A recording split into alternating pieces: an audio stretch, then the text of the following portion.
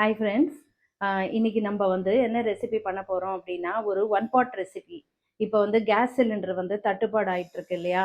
நம்ம வந்து குவிக்காக என்ன ரெசிபிஸ்லாம் பண்ணலாம் அப்படின்னும் பார்க்கலாம். இந்த சவுச்சவை நம்ம துருவிக்கலாம். இது ஒரு வித்தியாசமான ரைத்தா.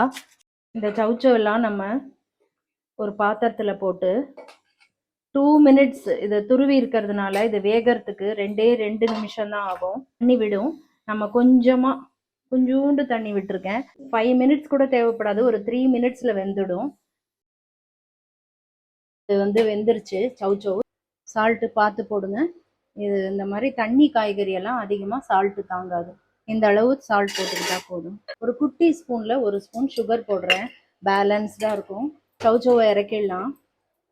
இந்த சவுச்சவுக்கு நம்ம ஒரே ஒரு பச்சை மிளகாவும் இந்த அளவு கொத்தமல்லியும் கொஞ்சம் ஒரு கைப்பிடி அளவு கொத்தமல்லியும் இடிச்சுக்கலாம். இந்த அளவு நம்ம இடிச்சாச்சு. இடித்து அப்படியே இந்த சவுச்சவுல போட்டுக்கலாம். லைட்டாக சூடு மட்டும் ஆறணும்.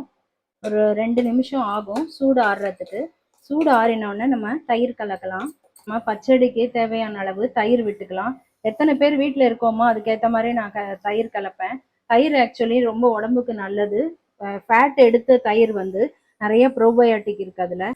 எத்தனை பேர் இருக்கோமோ அதுக்கேற்ற மாதிரி நம்ம தயிர் சேர்த்துக்கலாம். நம்ம இதில் இந்த மாதுளம்பழத்தை போட்டுக்கலாம்.